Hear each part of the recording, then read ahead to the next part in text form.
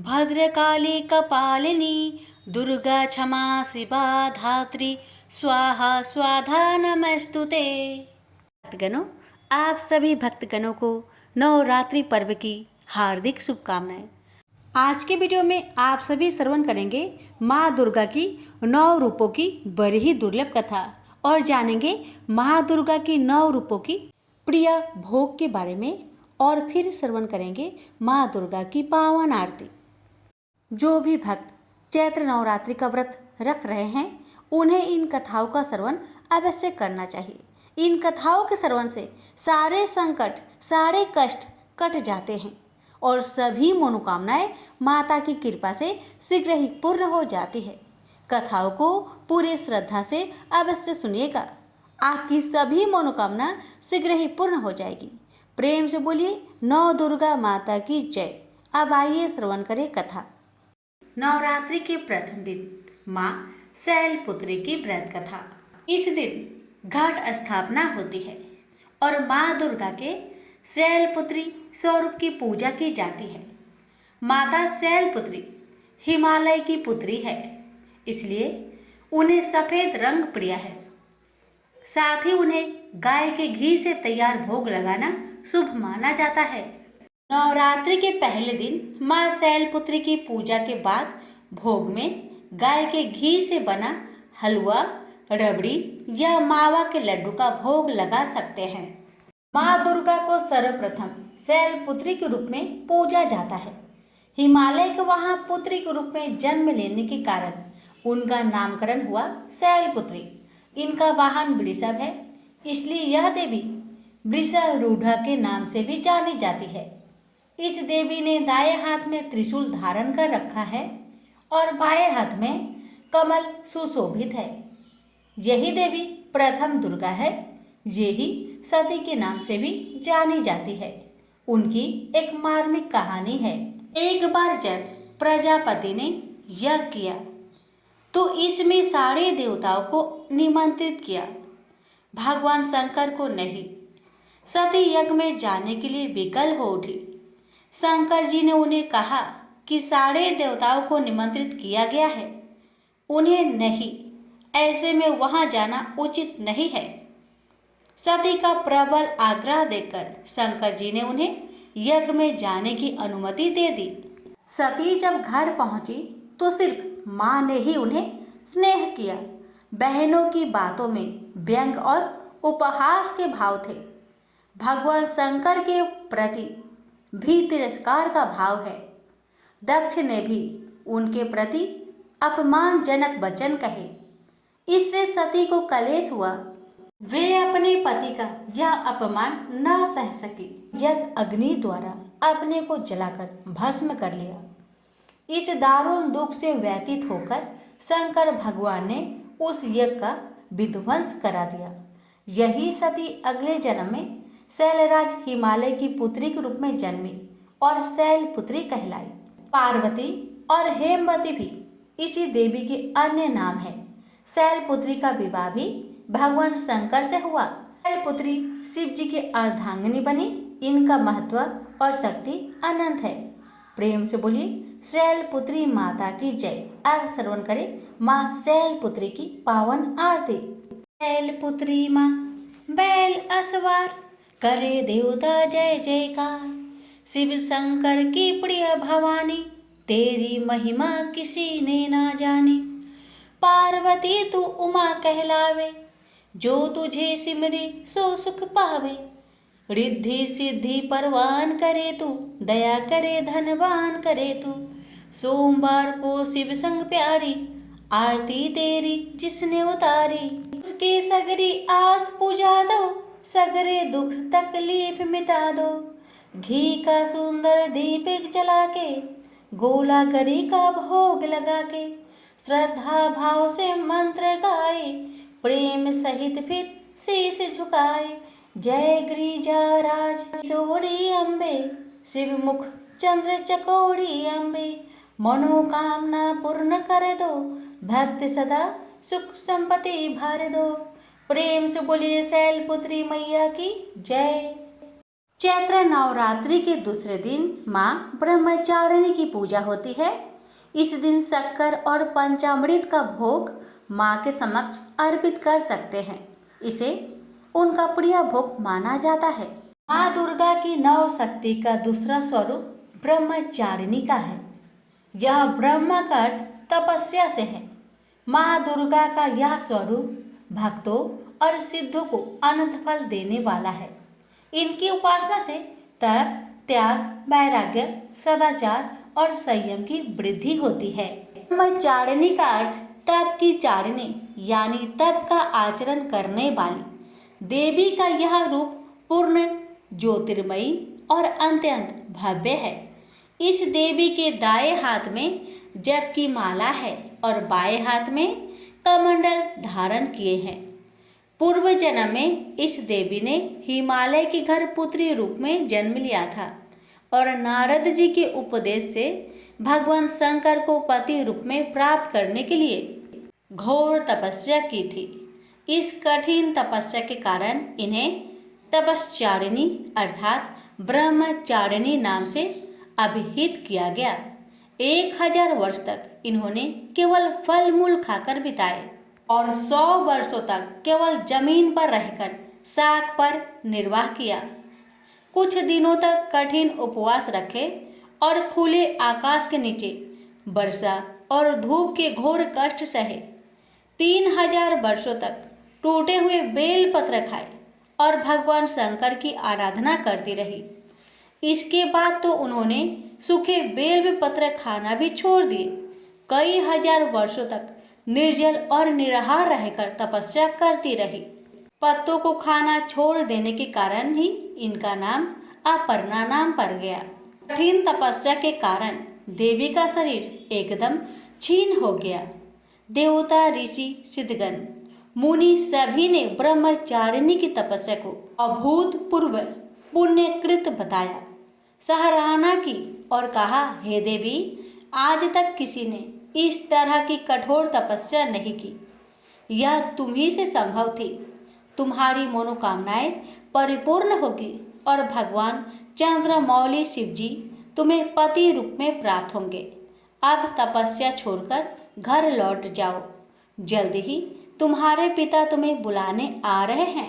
इस देवी की कथा का सार ये है कि जीवन की कठिन संघर्षों में भी मन विचलित नहीं होना चाहिए। माँ ब्रह्मचारिणी देवी की कृपा से सर्व सिद्धि प्राप्त होती है। दुर्गा पूजा के दूसरे दिन देवी के इसी स्वरूप की उपासना की जाती है। प्रेम से बोलिए ब्रह्मचारिणी देवी की जय। आप श्रवण करें आरती। जय अम्बे ब्रह्मचारिणी माता, जय चतुरानन प्रिया सुखदाता। ब्रह्मा जी के मन को भाती हो, ज्ञान सभी को सिखलाती हो। ब्रह्मा मंत्र है जाप तुम्हारा, जिसको जपे सकल संसारा। जय गायत्री वेद की माता, जो मन निस दिन तुम्हें है ध्याता। कमी कोई रहने न पाए, कोई भी दुख सहने न पाए। उसकी बिरती रहे ठिकाने, जो तेरी महिमा को जाने। रुद्राक्ष की माला लेकर जपे जो मंत्र श्रद्धा देकर। आलस छोड़ करे गुण गाना, माँ तुम उसको सुख पहुँचाना। ब्रह्मचारिणी तेरो नाम, पूर्ण करो सब मेरो काम। भक्त तेरे चरणों का पुजारी, रखना लाज मेरी महतारी। प्रेम से बोलिए ब्रह्मचारिणी माता की जय। माँ दुर्गा के चंद्र घंटा स्वरूप की नवरात्रि के तीसरे दिन पूजा की जाती है। माता चंद्र घंटा को दूध से बनी मिठाइयाँ, खीर आदि का भोग लगाना शुभ माना जाता है। मान्यता है कि इस प्रसाद से माँ चंद्र घंटा अधिक प्रसन्न होती है। माँ दुर्गा की तीसरी शक्ति है चंद्र घंटा। नवरात्रि में तीसरे दिन इसी देवी की पूजा आराधना की जाती है। देवी का यह स्वरूप परम शांतिदायक और कल्याणकारी है। इसलिए कहा जाता है कि हमें निरंतर उनके पवित्र विग्रह को ध्यान में रखकर साधना करना चाहिए। उनका ध्यान हमारे इस लोक और परलोक दोनों के लिए कल्याणकारी और सद्गति देने वाला है। इस देवी के मस्तक पर घंटे के आकार का आधा चंद्र है, इसलिए इस देवी को चंद्र घंटा कहा गया है। इनके शरीर का रंग सोने के समान बहुत चमकीला है। इस देवी की 10 हाथ है। वे खड्ग और अन्य अस्त्र शस्त्र से विभूषित है। सिंह पर सवार इस देवी की मुद्रा युद्ध के लिए उद्धत रहने की है। इनके घंटे से भयानक ध्वनि से अत्याचारी दानव दैत्य और राक्षस कांपते हैं। नवरात्रि में तीसरे दिन इसी देवी का पूजा का महत्व है। इस देवी की कृपा से साधक को अलौकिक वस्तुओं के दर्शन होते हैं, दिव्य सुगंधियों का अनुभव होता है और कई तरह की ध्वनियाँ सुनाई देने लगती है। इस क्षणों में साधक को बहुत सावधान रहना चाहिए। इस देवी की आराधना से साधक में वीरता और निर्भयता के साथ ही सौम्यता और विनम्रता का विकास होता है। इसलिए हमें चाहिए कि मन, वचन और कर्म के साथ ही विहित विधान के अनुसार परिशुद्ध पवित्र करके चंद्र घंटा के शरणागत होकर उनकी उपासना आराधना करना चाहिए। इससे सारे कष्टों से मुक्त होकर सहज ही परम पद के अधिकारी बन सकते हैं। ये देवी कल्याणकारी है। प्रेम से बोलिए चंद्र घंटा माता की जय। आरती। जय माँ चंद्र घंटा सुखधाम, पूर्ण की जो मेरे सभी काम।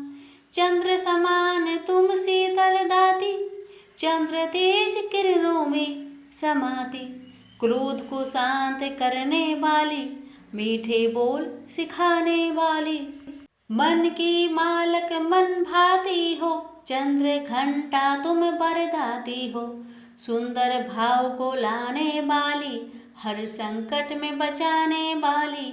हर बुधवार जो तुझे धावे, श्रद्धा सहित जो विनय सुनावे।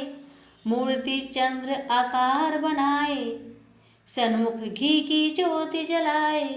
प्रेम से बोलिए चंद्र घंटा माता की जय। नवरात्रि के चौथे दिन माँ कुष्मांडा की पूजा की जाती है। माता कुष्मांडा को मालपुए का भोग लगा सकते हैं। मालपुए का भोग माता को पसंद आएगा और प्रसाद स्वरूप सभी में वितरित करें। नवरात्रि के चौथे दिन देवी को कुष्मांडा के रूप में पूजा जाता है। अपनी मंद हल्की हंसी के द्वारा अन्न यानी ब्रह्मांड को उत्पन्न करने के कारण इस देवी को कुष्मांडा नाम से अभिहित किया गया है। जब सृष्टि नहीं थी, चारों तरफ अंधकार ही अंधकार था, तब इस देवी ने अपने ईशत हास्य से ब्रह्मांड की रचना की थी। इसलिए इसे सृष्टि की आदि स्वरूपा या आदि शक्ति कहा गया है। इस देवी की 8 भुजाएं हैं, इसलिए अष्टभुजा कहलाई। इनके 7 हाथों में क्रमशः कमंडल, धनुष, बाण, कमल, पुष्प, अमृत पूर्ण कलश, चक्र तथा गदा है। 8वें हाथ में सभी सिद्धियों और निधियों को देने वाली जप माला है। इस देवी का वाहन सिंह है और इन्हें कुम्हरे की बलि प्रिय है। संस्कृति में कुम्हरे को कुष्मांड कहते हैं, इसलिए इस देवी को कुष्मांड कहते हैं। इस देवी का वास सूर्य मंडल के भीतर लोक में है।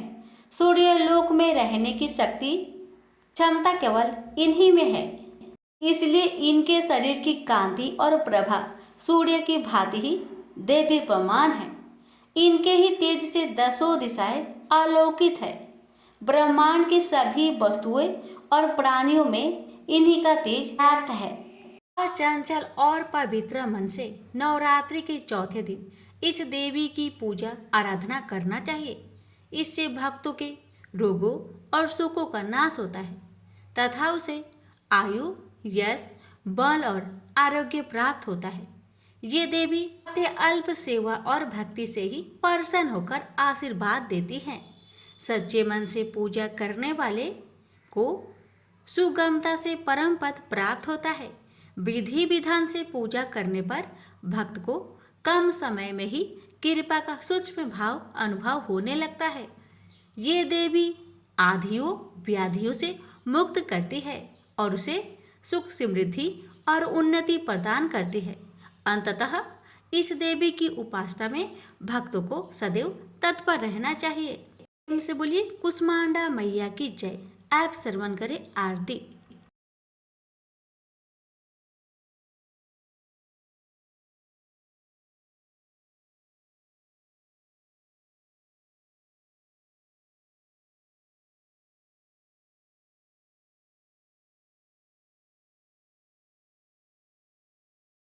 हर मंदिर में जोत तुम्हारी, कहीं योगेश्वरी महिमा न्यारी, हर जगह उत्सव होते रहते। हर मंदिर में भक्त है कहते, कात्यायनी रक्षक काया की, ग्रंथि काटे मोह माया की, झूठे मोह से छुड़ाने वाली, अपना नाम जपाने वाली। कुसुमांडा जय जग सुखदानी, मुझ पर दया करो महारानी। पिंगला ज्वालामुखी निराली, सकंबरी माँ भोली भाली, लाखों नाम निराले तेरे, भक्त कई मत वाले तेरे। भीमा पर्वत पर है डेरा, इकारो प्रणाम ये मेरा। सबकी सुनती हो जगदम्बे, सुख पहुँचाती हो माँ अम्बे। तेरे दर्शन का मैं प्यासा, पूर्ण कर दो मेरी आशा। माँ के मन में ममता भारी, क्यों ना सुनेगी अरज हमारी। तेरे दर पर क्या है डेरा, दूर करो माँ संकट मेरा। मेरे कारज पूरे कर दो, मेरे तुम भंडार भर दो। तेरा दास तुझे ही धावे, भक्त तेरे दर शीश झुकावे। प्रेम से बोलिए कुष्मांडा माता की जय। चैत्र नवरात्रि के 5वें दिन दुर्गा माँ के पंचम स्वरूप माता स्कंद माता की पूजा की जाती है। माँ स्कंद माता को केले का भोग लगाया जाता है। मान्यता है कि माता को केले का भोग लगाने से सभी शारीरिक रोगों से मुक्ति मिलती है। पहाड़ों पर रहकर सांसारिक जीवों में नव चेतना का निर्माण करने वाली स्कंद माता नवरात्रि में 5वें दिन इस देवी की पूजा अर्चना की जाती है। कहते हैं कि इनकी कृपा से मूर्ख भी ज्ञानी हो जाता है। स्कंद कुमार कार्तिकेय की माता के कारण इन्हें स्कंद माता नाम से अभिहित किया गया है। इनके विग्रह में भगवान स्कंद बाल रूप में इनकी गोद में विराजित है। इस देवी की 4 भुजाएं हैं। ये दाई तरफ की ऊपर वाली भुजा से स्कंद को गोद में पकड़े हुए हैं। नीचे वाली भुजा में कमल का पुष्प है। बाई तरफ ऊपर वाली भुजा में वर मुद्रा में है और नीचे वाली भुजा में कमल पुष्प है। इनका वर्ण एकदम शुभ्र है। ये कमल के आसन पर विराजमान रहती है, इसलिए इन्हें पद्मासना भी कहा जाता है। सिंह इनका वाहन है। शास्त्रों में इनका काफ़ी महत्व बताया गया है। इनकी उपासना से भक्त की सारी इच्छाएं पूरी हो जाती है। भक्त को मोक्ष मिलता है। सूर्य मंडल की आदि शास्त्रीय देवी होने के कारण इनका उपासक अलौकिक तेज और कांतिमय हो जाता है। अतः मन को एकाग्र रखकर और पवित्र रखकर इस देवी की आराधना करने वाले साधक या भक्त को भवसागर पार करने में कठिनाई नहीं आती।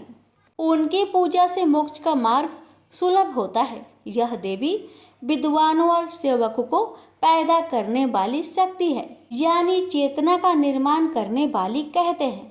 कालिदास द्वारा रचित रघुवंशम महाकाव्य और मेघदूत रचनाएं स्कंद माता की कृपा से ही संभव हुई है। प्रेम से बोलिए स्कंद माता की जय। आप श्रवण करें आरती। तेरी हो स्कंद माता, 5वां नाम तुम्हारा आता। सबके मन की जननी हारी, जग जननी सबकी महतारी। तेरी जोत जलाता रहूं मैं, हरदम तुम्हें ध्याता रहूं मैं। कई नामों से तुझे पुकारा, मुझे एक है तेरा सहारा। कहीं पहाड़ों पर है डेरा, कहीं शहरों में तेरा बसेरा। हर मंदिर में तेरे नजारे, गुन गाए तेरे भक्त प्यारे। भक्ति अपनी मुझे दिला दो, शक्ति मेरी बिगड़ी बना दो। इंद्र आदि देवता मिल सारे, करे पुकार तुम्हारे द्वारे। दुष्ट दैत्य जब चढ़ कर आए, तुम ही खंडा हाथ उठाए। दास को सदा बचाने आई, चमन की आस पुराने आई। प्रेम से बोलिए स्कंद माता की जय। रात्रि में छठा दिन माता कात्यायनी की पूजा की जाती है। माता कात्यायनी को भोग में लौकी, मीठे पानिया साथ चढ़ाया जा सकता है। इनकी उपासना और आराधना से भक्तों को बड़ी आसानी से अर्थ, धर्म, काम और मोक्ष चारों फलों की प्राप्ति होती है। उसके रोग, शोक, संताप और भय नष्ट हो जाते हैं। जन्मों के समस्त पाप भी नष्ट हो जाते हैं। इस देवी को नवरात्रि में छठे दिन पूजा जाता है। कात्यायन गोत्र में विश्व प्रसिद्ध महर्षि कात्यायन ने भगवती परम्बा की उपासना की, कठिन तपस्या की। उनकी इच्छा थी उन्हें पुत्री प्राप्त हो। माँ भगवती ने उनके घर पुत्री रूप में जन्म लिया, इसलिए यह देवी कात्यायनी कहलाई। इनका गुण शोध कार्य है, इसलिए इस वैज्ञानिक युग में कात्यायनी का महत्व सर्वाधिक हो जाता है। इनकी कृपा से ही सारे कार्य पूरे जो हो जाते हैं। ये वैद्यनाथ नामक स्थान पर प्रकट होकर पूजी गई माँ कात्यायनी अमोघ फलदायिनी है। भगवान कृष्ण को पति रूप में पाने के लिए ब्रज की गोपियों ने इन्हीं की पूजा की थी। यह पूजा कालिंदी यमुना के तट पर की गई थी, इसलिए ये ब्रज मंडल की आदि शास्त्री देवी के रूप में प्रतिष्ठित है। इनका स्वरूप अत्यंत भव्य और दिव्य है। ये स्वर्ण के समान चमकीली है और भावस्वर है। इनकी 4 भुजाएं हैं।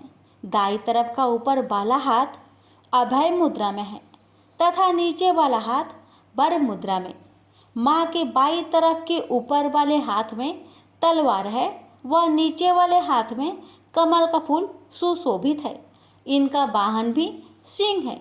इनकी उपासना और आराधना से भक्तों को बड़ी आसानी से अर्थ, धर्म, काम और मोक्ष चारों फलों की प्राप्ति होती है। भक्तों के रोग, शोक, संताप और भय नष्ट हो जाते हैं। जन्मों के समस्त पाप भी नष्ट हो जाते हैं। इसलिए कहा जाता है कि इस देवी का उपासना करने से परम पद की प्राप्ति होती है। प्रेम से बोलिए माँ कात्यायनी की जय। आप श्रवण करें आरती। जय जय अम्बे, जय कात्यायनी, जय जग माता जग की महारानी। बैजनाथ स्थान तुम्हारा, वहाँ बरदाती नाम पुकारा। कई नाम है कई धाम है, यह स्थान भी तो सुख धाम है। हर मंदिर में जोत तुम्हारी, कही युगेश्वरी महिमा न्यारी। हर जगह उत्सव होते रहते, हर मंदिर में भक्त है कहते। कात्यायनी रक्षक काया की, ग्रंथि काटे मोह माया की। झूठे मोह छुड़ाने वाली, अपना नाम जपाने वाली। बृहस्पतिवार को पूजा करियो, ध्यान कात्यायनी का धरियो। हर संकट को दूर करेगी, भंडारे भरपूर करेगी। जो भी माँ को भक्त पुकारे, कात्यायनी सब कष्ट निवारे। बोलिए कात्यायनी माता की जय। माता कालरात्रि की पूजा नवरात्रि के 7वें दिन की जाती है। माँ कालरात्रि शत्रुओं का नाश करने वाली होती है। माँ कालरात्रि को गुड़ से निमित्त भोग लगाना चाहिए। देवी कालरात्रि माँ दुर्गा का 7वां रूप है। माता अत्यंत दयालु कृपालु है। यह देवी सर्वत्र विजय दिलाने वाली, मन एवं मस्तिष्क के समस्त विकारों को दूर करने वाली है। यह माँ दुर्गा की 7वीं शक्ति तथा कालरात्रि के नाम से जानी जाती है, अर्थात जिनके शरीर का रंग घने अंधकार की तरह एकदम काला है। नाम से ही जाहिर है कि इनका रूप भयानक है। सिर के बाल बिखरे हुए हैं और गले में विद्युत की तरह चमकने वाली माला है। अंधकारमयी स्थितियों का विनाश करने वाली शक्ति है कालरात्रि। काल से भी रक्षा करने वाली यह शक्ति है। यह देवी के 3 नेत्र है। ये तीनों ही नेत्र ब्रह्मांड के समान गोल है। इनकी सांसों से अग्नि निकलती रहती है। ये गंधर्व की सवारी करती है। ऊपर उठे हुए दाहिने हाथ की वर मुद्रा भक्तों को वर देती है। दाहिनी तरफ का नीचे वाला हाथ अभय मुद्रा में है, यानी भक्तों हमेशा निडर निर्भय रहो। बाएं तरफ के ऊपर वाले हाथ में लोहे का कांटा तथा नीचे वाले हाथ में खड़ग है। इनका रूप भले ही भयंकर हो, लेकिन ये सदैव फल देने वाली माँ है, इसलिए ये सुकंभरी कहलाई। अर्थात इनसे भक्तों को किसी भी प्रकार से भयभीत या आतंकित होने की कतई आवश्यकता नहीं। उनके साक्षात्कार से भक्त पुण्य का भागी बनता है। काल रात्रि की उपासना करने से ब्रह्मांड की सारी सिद्धियों के दरवाजे खुलने लगते हैं और तमाम असुरी शक्तियाँ उनके नाम के उच्चारण से ही भयभीत होकर दूर भागने लगती है। इसलिए दानव, दैत्य, राक्षस और भूत प्रेत उनके स्मरण से ही भाग जाते हैं। ये ग्रह बाधाओं को भी दूर करती है और अग्नि, जल, जंतु, शत्रु और रात्रि भय दूर हो जाते हैं। इनकी कृपा से भक्त हर तरह के भय से मुक्त हो जाता है। प्रेम से बोलिए काल रात्रि माता की जय। आप श्रवण करें आरती। काल रात्रि जय जय महाकाली, काल के मुँह से बचाने वाली, दुष्ट संहारने नाम तुम्हारा, महाचंडी तेरा अवतारा, पृथ्वी और आकाश पर सारा, महाकाली है तेरा पसारा, खंडा खपर रखने वाली, दुष्टों का लहू चखने वाली, कलकत्ता स्थान तुम्हारा, सब जगह देखूं तेरा नजारा, सभी देवता सब नर नारी, गावे स्तुति सभी तुम्हारी, रक्त दंता और अन्नपूर्णा, कृपा करे तो कोई भी दुख ना कोई चिंता रहे ना बीमारी, ना कोई गम ना संकट भारी, उस पर कभी कष्ट न आवे, महाकाली माँ जिसे बचावे, तू भी भक्त प्रेम से कहा, काल रात्रि माँ तेरी जय। प्रेम से बोलिए काल रात्रि माता की जय। माता दुर्गा के महागौरी स्वरूप की नवरात्रि के 8वें दिन पूजा की जाती है। माता महागौरी को नारियल का भोग प्रसाद में अर्पित करें। माँ को नारियल का गोला चढ़ाए या फिर नारियल से बनी मिठाई व लड्डू अर्पित करें। रात्रि में 8वें दिन महागौरी शक्ति की पूजा की जाती है। नाम से प्रकट है कि इनका रूप पूर्णतः गौर वर्ण है। कि उपमा शंख, चंद्र और कुंद के फूल से दी गई है। अष्टवर्षा भवेत गौरी, यानी इनकी आयु 8 साल की मानी गई है। इनके सभी आभूषण और वस्त्र सफेद है, इसलिए उन्हें पीताम्बर धरा कहा गया है। 4 भुजाएं हैं और वाहन वृषभ है, इसलिए वृषारूढ़ा भी कहा गया है इनको। इनके ऊपर वाला दाहिना हाथ अभय मुद्रा में है तथा नीचे वाला हाथ त्रिशूल धारण किया हुआ है। ऊपर वाले बाएं हाथ में डमरू धारण कर रखा है और नीचे वाले हाथ में वर मुद्रा है। इनकी पूरी मुद्रा बहुत शांत है।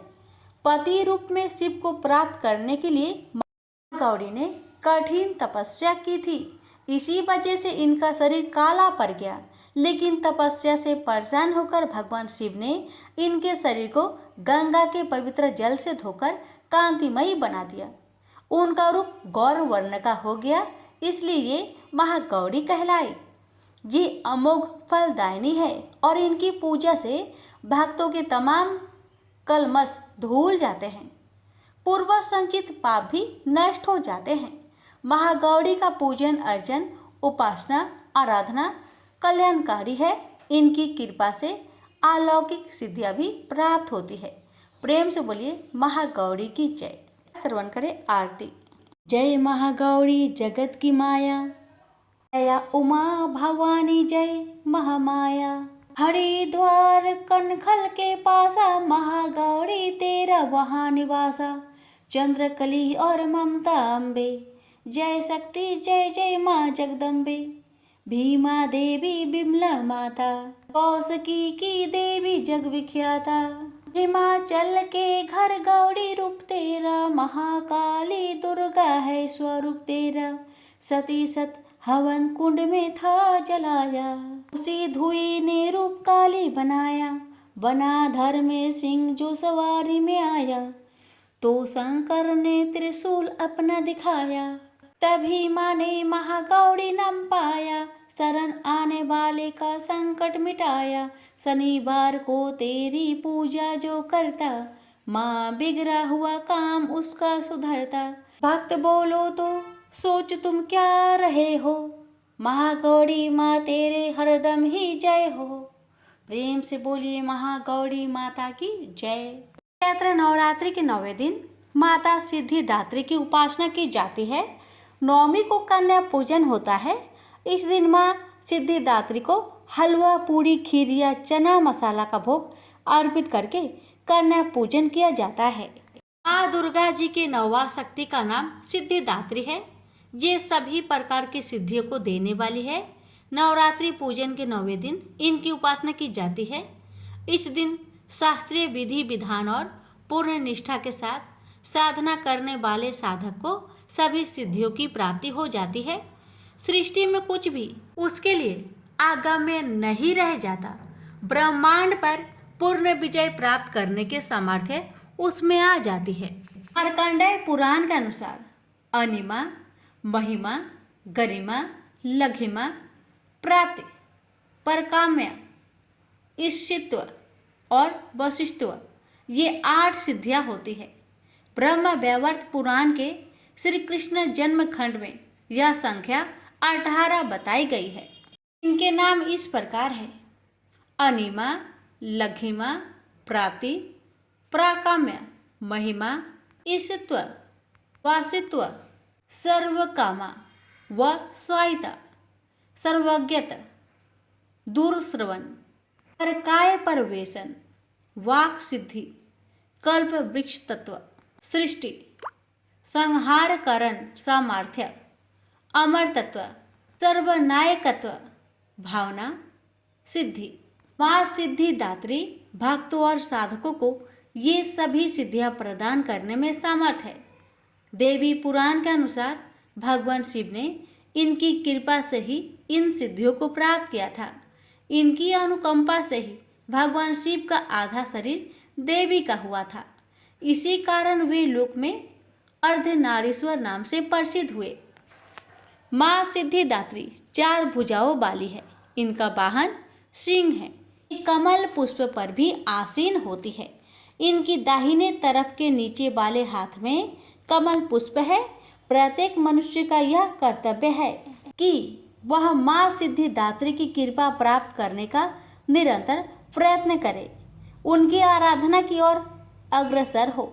उनकी कृपा से अनंत दुख रूप संसार से निर्लिप्त रहकर सारे दुखों का भोग करता हुआ वह मोक्ष को प्राप्त कर सकता है। 9 दुर्गाओं में माँ सिद्धिदात्री अंतिम है। अन्य 8 दुर्गाओं की पूजा उपासना शास्त्रीय विधि विधान के अनुसार करते हुए भक्त दुर्गा पूजा के 9वें दिन इनकी उपासना में प्रवृत्त होते हैं। इन सिद्धिदात्री माँ की उपासना पूर्ण कर लेने के बाद भक्तों और साधकों की लौकिक पारलौकिक सभी प्रकार की कामनाओं की पूर्ति हो जाती है। सिद्धिदात्री माँ के कृपा पात्र भक्त के भीतर कोई ऐसी कामना शेष बचती ही नहीं है जिसे वह पूर्ण करना चाहे।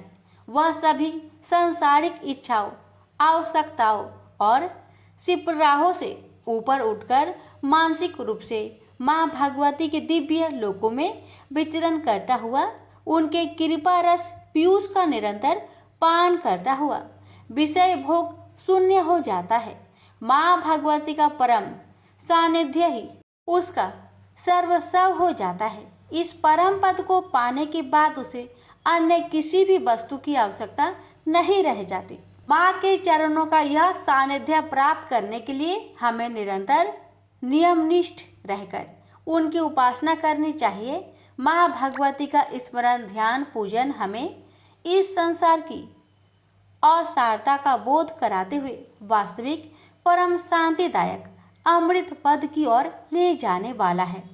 इनकी आराधना से जातक को अनिमा, लधिमा, प्राप्ति, परकाम्य, महिमा, ईशित्व, सर्वकामा व साइता दूर श्रवण, पर कामा, प्रवेश, वाक सिद्धि, अमरत्व, भावना सिद्धि आदि समस्त सिद्धियों नवनिधियों की प्राप्ति होती है।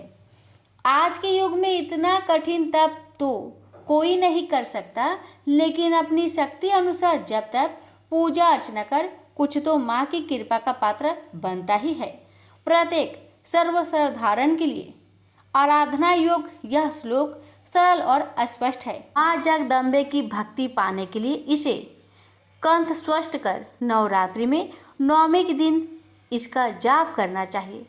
प्रेम से बोलिए माँ सिद्धिदात्री की जय। श्रवण करें आरती। जय सिद्धिदात्री, तू सिद्धि के दाता, तू भक्तों के रक्षक, तू दासों की माता। तेरा नाम लेते ही मिलती है सिद्धि, तेरे नाम से मन की होती है शुद्धि। कठिन काम सिद्ध कराती हो तुम, हाथ सेवक के सर धरती हो तुम। तेरी पूजा में ना कोई विधि है, तू जगदम्बे दाती, तू सर्व सिद्धि है। कभी बार को तेरा सुमिरन करे जो, तेरी मूर्ति को ही मन में धरे जो। तू सब काज उसके कराती हो पूरे, सभी काम उसके रहे ना अधूरे। तुम्हारी दया और तुम्हारी यह माया, रखे जिसके सर पैर मैया अपनी छाया। सर्व सिद्धि दाती वो है भाग्यशाली, जो है तेरे दर का ही अम्बे सवाली। हिमाचल है पर्वत जहाँ वास तेरा, महानंदा मंदिर में है वास तेरा। मुझे आसरा है तुम्हारा ही माता, वंदना है सवाली तू जिसकी दाता। प्रेम से बोलिए सिद्धिदात्री माता की जय।